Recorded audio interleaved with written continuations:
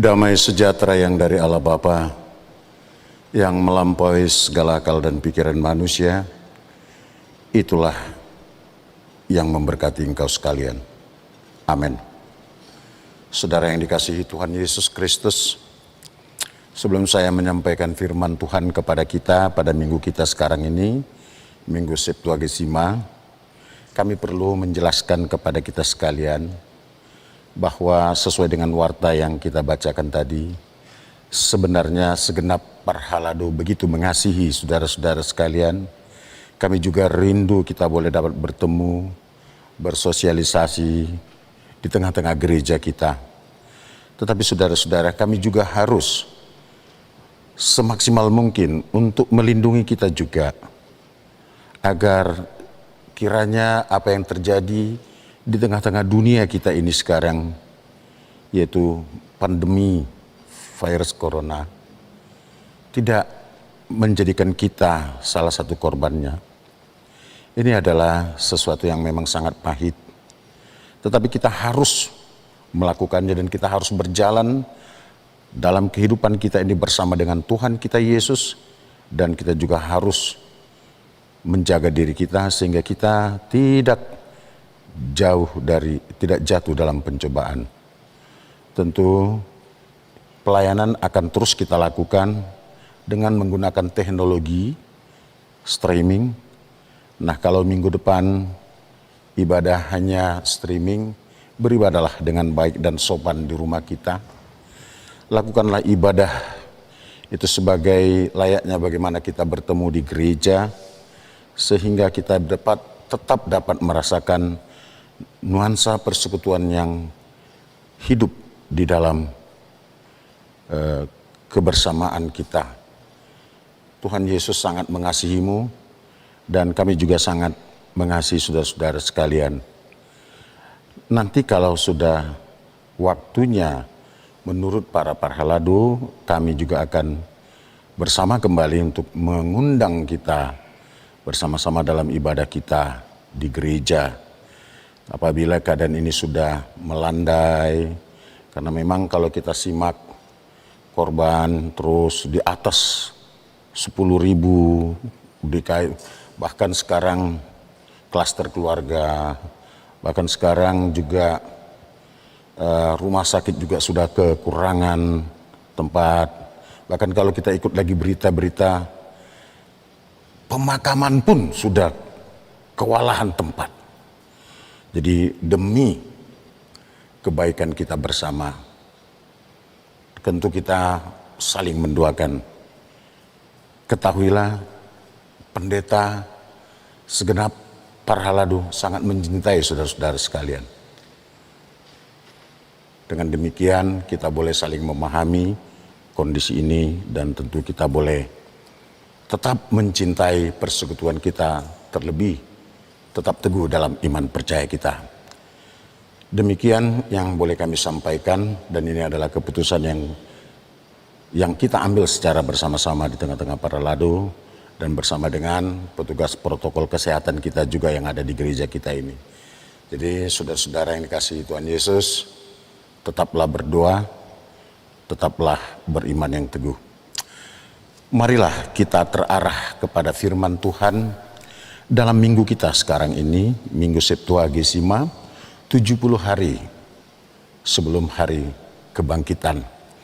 Firman Tuhan diambil dari kitab Evangelium Lukas, pasal yang keempat, ayat yang ke-31 sampai 37.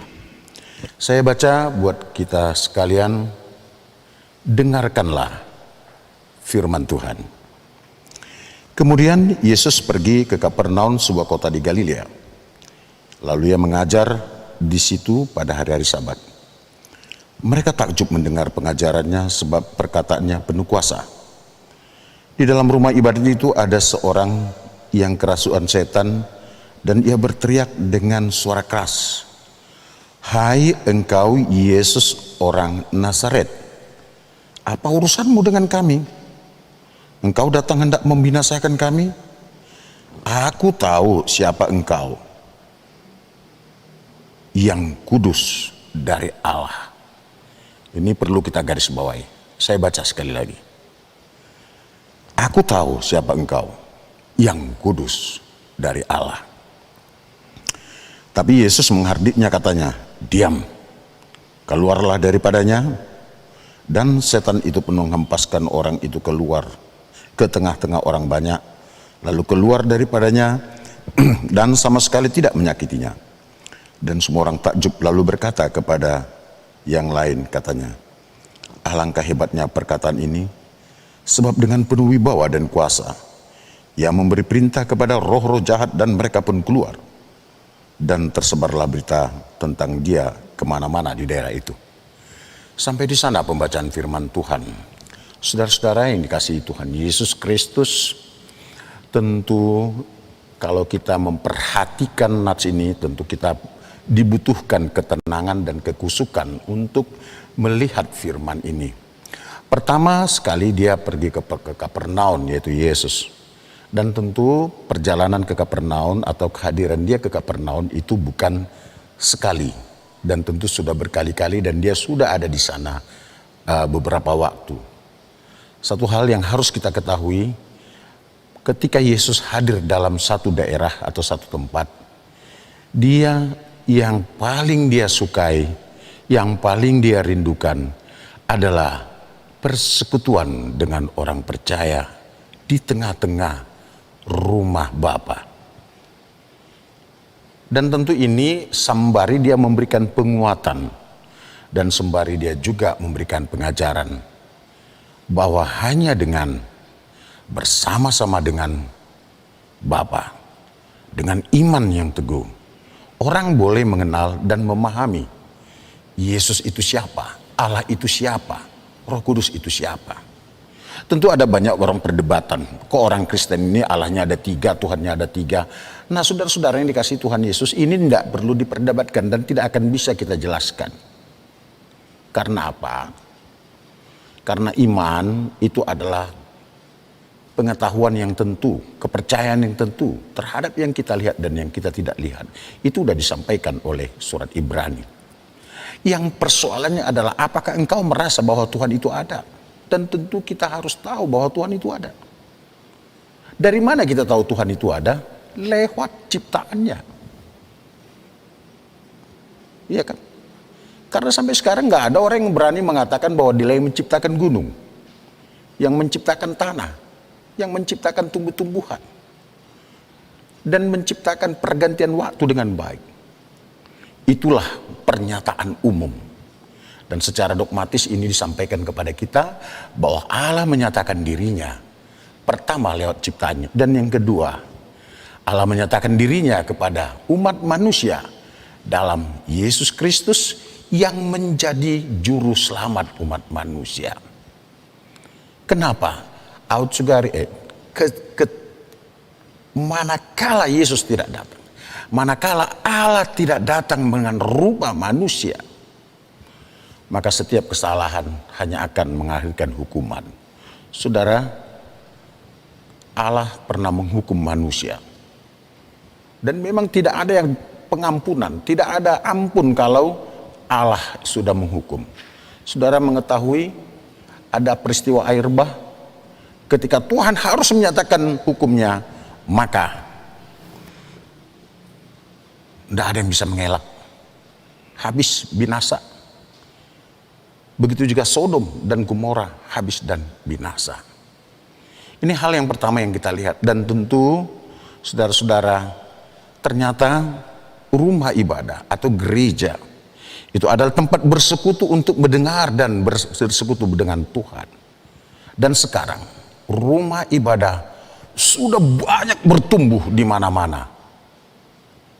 Yaitu sekarang rumah tangga orang Kristen juga sudah menjadi pelataran bait kudus. Di rumah tangga orang Kristen, mezbah sudah berdiri untuk menjadi tempat pemujian. Nah, ini satu hal yang harus kita pahami. Itu yang pertama. Yang kedua, saudara-saudara yang dikasihi Tuhan Yesus, ternyata kalau orang mengatakan bahwa ke gereja itu hanya orang-orang suci dan bersih dan Tidak. Kita ke gereja bukan karena kita kudus dan suci. Kita ke gereja bukan karena kitalah orang yang paling baik dan benar. Tapi kita ke gereja untuk beribadah, untuk menerima sabda Tuhan, firman Tuhan, dan sekaligus mengingatkan dan mengenalkan kita bahwa di dalam waktu-waktu perjalanan kehidupan kita ada banyak sesuatu yang mungkin kita lakukan yang mendukakan hati sesama, bahkan juga mendukakan hati Tuhan. Dan di sanalah, di gerejalah kita bisa mengetahui itu dengan mendapatkan firman Tuhan, lalu kita boleh minta maaf. Hanya yang menjadi catatan sesuai dengan nats ini, ternyata ada juga orang yang mau datang ke gereja dengan membawa setannya, dengan membawa tabiatnya, dengan membawa karakternya yang tidak mau berubah. Saudara, sudah berapa lama kita menjadi warga Kristen?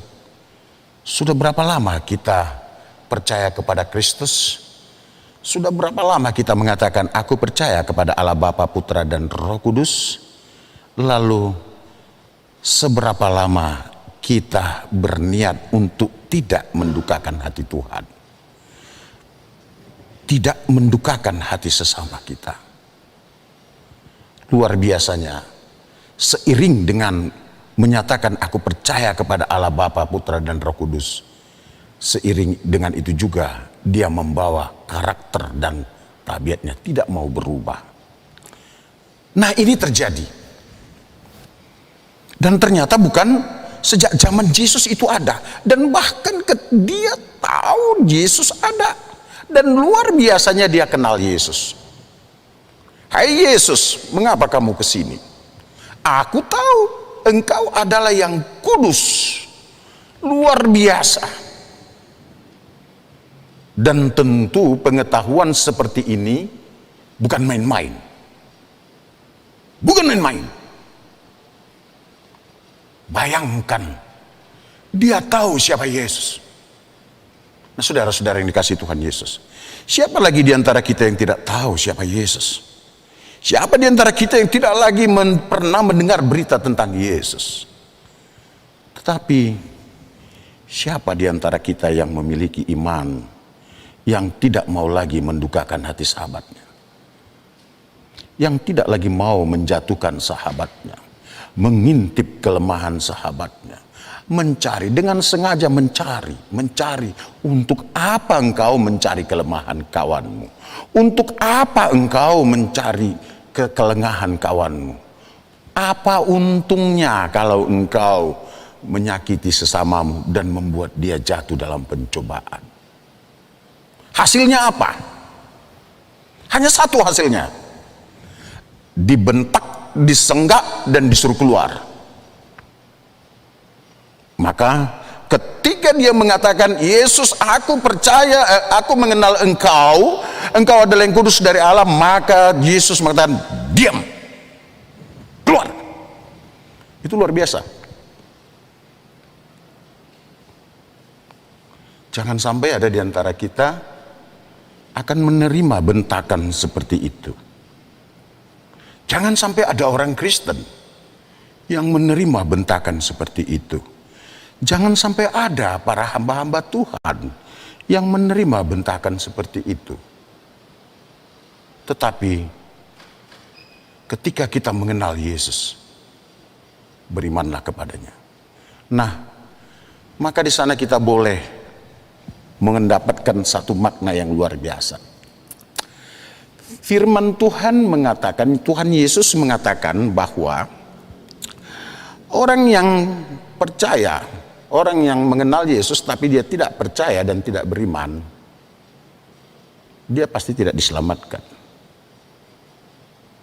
Maka mari kita melihat diri kita. Apakah kita hanya di batas kenal, percaya? Sudahkah kita beriman? Ini adalah pertanyaan renungan yang tentu kita boleh bawa pulang, sehingga setelah kita dari gereja ini, dari persekutuan ini, maka kita akan membayangkan bagaimana peristiwa Via Dolorosa, atau kita buat semacam imajiner ketika kita berada dalam satu pertemuan orang-orang percaya, dalam satu ibadah, kita ada di sana dan kita melihat bahwa Kristus ada, lalu apa yang terjadi? Kalau kita dengan hadir dengan tabiat kita, maka mungkin akan banyak yang kita terganggu, tapi pada akhirnya kita akan disuruh keluar. Dan mungkin ketika kita mengalami seperti itu, maka kita tidak akan pulang dengan damai sejahtera, justru dengan ungut-ungut. Maka sia-sialah waktu dan ibadahmu. Saudara yang dikasihi Tuhan Yesus, coba sekarang kosongkan hatimu, mengosongkan hati, coba tarik napas dalam-dalam, kosongkan hati dan pikiranmu, coba terarah. Bayangkan kau sekarang ada dalam satu ibadah dengan orang-orang percaya, dengan orang-orang yang beriman, engkau memuji Tuhan. Tapi suatu ketika tanpa engkau sadari ada roh kegelapan menguasai engkau. Seperti apa dirimu di situ? Coba lihat.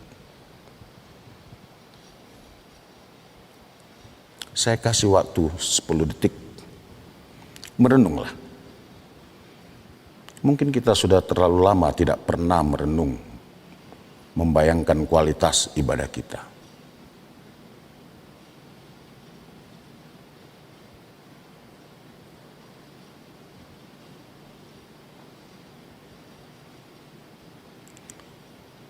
Di tengah-tengahmu ada Kristus. Yesus ada sekarang di sampingmu dengan Roh yang Kudus. Apa yang kau lakukan? Apa yang kau bisikkan pada dia?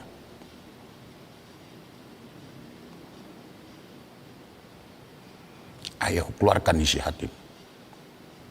Sekarang sampaikan kepada dia.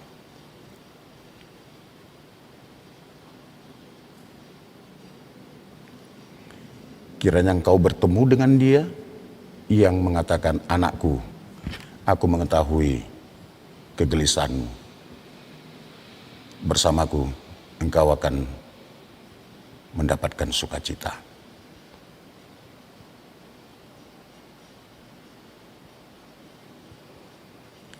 Ya, terima kasih kalau kita sudah boleh merenungkannya. Dan tentu bayangkanlah bahwa pulanglah nanti ini. Dan coba selalu bertanya, sejauh apa Tuhan pengenalanku terhadap Engkau? Sejauh apa Tuhan pelayananku terhadap Engkau? Saudara-saudara, saya ingin juga menyapa sahabat-sahabat kami, para orang-orang yang kami kasihi, yang sejauh ini masih dalam kondisi lemah dan sakit. Ada Mang Sintua Binsar Marpau, ada Inang Nyonya Samora Simanjuntak Silitonga, Nyonya Rita Lumban Raja Simanjuntak, Leliana Huta Julu Sinambela, David Sinaga, Amang Birong Tambunan dengan Inang Siti Asmin Simanung Kalit Borusi Tompul, Wilfrid BP Huta Galung, Sondang Huta Hayan, Boru Pangaribuan, Nyonya Simarangkir, Boru Lumban Tobing, Nyonya Purnama Siahan, Boru Simanjuntak, Inang Prida Panggabean, Boru Sitombul, Nyonya Anenggolan, Boru Simbolon, Amang Situa Butar-Butar dengan Inang Rusmina, Napitupulu, Boru Sitompul, bersama dengan keluarga yang juga baru sedang berduka oleh karena telah terpisah oleh karena kematian dengan orang yang mereka kasihi dan yang kita kasihi juga, yaitu keluarga Nyonya Dumaria Paulina Panggabean Buruma Tondang. Ketahuilah Tuhan Yesus sangat mengasihi kalian semua, saudara-saudara sekalian. Dan ketika engkau berduka oleh karena kehilangan keluargamu, oleh karena kondisi pandemi ini, Hanya satu yang kita bisa katakan, bahwa hanya Tuhan Yesus yang bisa menghapus air matamu. Dan ketika hatimu remuk redam, hanya satu yang bisa mengobati hatimu yang terluka, yaitu Yesus Kristus Tuhan kita. Maka sekarang katakan, dia hadir dalam pengajaran-pengajarannya. Dia hadir dalam setiap waktu kita memanggil dia. Itu makanya dia katakan, ketika engkau terjatuh dan terjerembab, dan ketika engkau berduka, panggil aku akan menolong engkau. Kalau engkau mengatakan, aduh Tuhan sakit oleh karena perpisahan ini, dia akan mengatakan, aku akan menguatkanmu. Dan saudara-saudara yang kurang sehat juga, inang kami, amang kami, saya ingin mau mengatakan, ketahuilah bahwa Yesus itu adalah tabib agung. Dan dia ada bersama dengan engkau.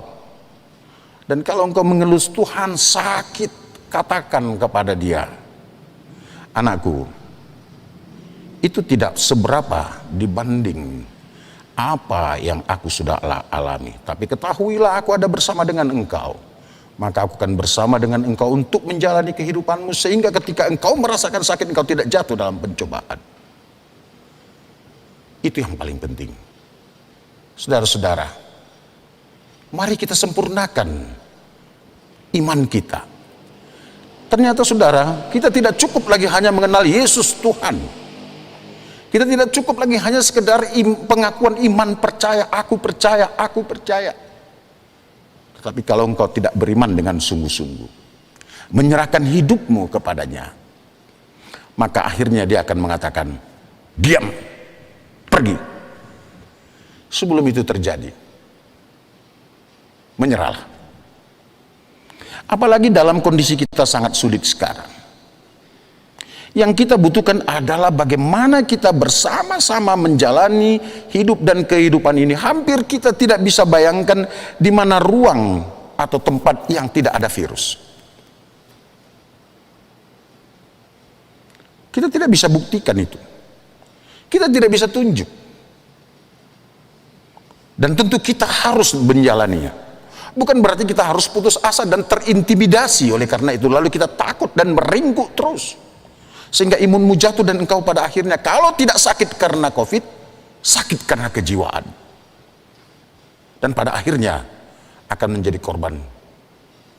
Lalu apa yang harus kita lakukan? Hanya satu. Beriman yang teguh kepada Tuhan. Ikutilah aturan yang sudah ditetapkan. Pakai masker, rajin menjaga kebersihan. Bukan hanya tangan yang dicuci. Jagalah kebersihan lingkungan. Dan yang jelas, tetaplah bersukacita. Hanya karena dengan sukacita, beribadah di rumah, ciptakan quality time di rumah dengan baik, bercanda di rumah dengan baik, saling beribadah, saling menegur, saling memberikan kasih sayang dengan baik di rumah, imunmu akan naik. Rumahmu dipenuhi oleh damai sejahtera. Jangankan simbolis, virus pun ketakutan. Ada yang tersentuh beon katanya. Ya? Maka tidak akan ada lagi yang mengatakan ini kena, enggak. Jadi saudara-saudara yang kasih Tuhan Yesus, hari ini kita sungguh-sungguh dikuatkan. Sungguh-sungguh penguatan yang dari Tuhan, itu yang menjadikan kita kuat untuk berjalan bersama, melakukan karya kita bersama di tengah-tengah situasi ini. Mari bersemangat, bangkit untuk Kristus, bangkit untuk kemuliaan Dia. Jangan ada yang takut. Tetapi tetaplah jaga kesehatan. Jangan ada yang pergi-pergi keluar kalau tidak perlu. Tetaplah bersama dengan Yesus dan katakan, rumahku tidak lagi hanya istanaku, tapi rumahku yang menjadi istanaku adalah mezbah penyembahan terhadap Tuhan. Luar biasa. Kalau selama ini kita hanya mengatakan rumahku adalah istanaku, tapi saat ini kita mau disempurnakan. rumahku, istanaku adalah mezbah, tempat penyembahan, dan setiap saat dipenuhi Roh Kudus yang mensucikan dan yang menuntun kita. Jemaat yang dikasihi Tuhan Yesus, ketahuilah Yesus mengasihimu. Yesus ada bersama denganmu. Jangan takut. Amin. Terima kasih Tuhan buat berkat dan kasih sayang yang Kau berikan bagi kami. Sungguh kami terberkati dengan firman. Pada akhirnya Engkau akan memisahkan kami dari kuasa kegelapan. Hanya dengan bersama dengan Engkau kami boleh mengetahui dan sungguh-sungguh menyadari bahwa kami telah terpisahkan oleh kasih sayang-Mu, oleh penebusan-Mu dengan kuasa kegelapan, dengan iblis. Maka Tuhan, Engkau yang selalu menolong dan mendukung kami sehingga kami tetap boleh mengatakan Engkau adalah Yesus Tuhan dan Juru Selamat kami. Kami tidak hanya lagi sebatas ucapan ikrar pengakuan iman, tapi kami mengatakan Engkau adalah Tuhan dan Juru Selamat kami. Maka apabila ada yang bermaksud tidak baik terhadap gereja dan jemaat-Mu dan hamba-hamba-Mu, saat ini kami mau mengatakan Tuhan lindungi jemaat-Mu, Tuhan lindungi para hamba-hamba-Mu, dan Kau yang menyatakan kebenaran dan menegakkan hukum-Mu. Terima kasih ya Tuhan. Saat ini kami akan membimbing dan menerima pengakuan iman dari anak-Mu, Yulan Purba. Dia akan menjadi pengikut-Mu Tuhan, dia akan menjadi penyembah-Mu Tuhan, dia akan mengikrarkan iman dan percayanya. Engkau yang mengurapinya dengan Roh-Mu yang kudus, sehingga dia tidak hanya sekedar mengucapkan aku percaya, tapi dia boleh hidup dalam kebenaran firman-Mu. Terima kasih Bapa. Juga saudara-saudara kami, jemaat-Mu yang kurang sehat, Engkau yang memberkati mereka. Bagi yang berulang tahun kelahiran dan pernikahan, Engkau yang menambahkan berkat sukacita bagi mereka sehingga mereka tetap bersyukur. Terima kasih Tuhan untuk kebahagiaan ini. Bapa, berkati jemaat-Mu. Berkati kami sekalian Tuhan. Ampun akan dosa dan kesalahan kami. Dalam nama Yesus. Amin.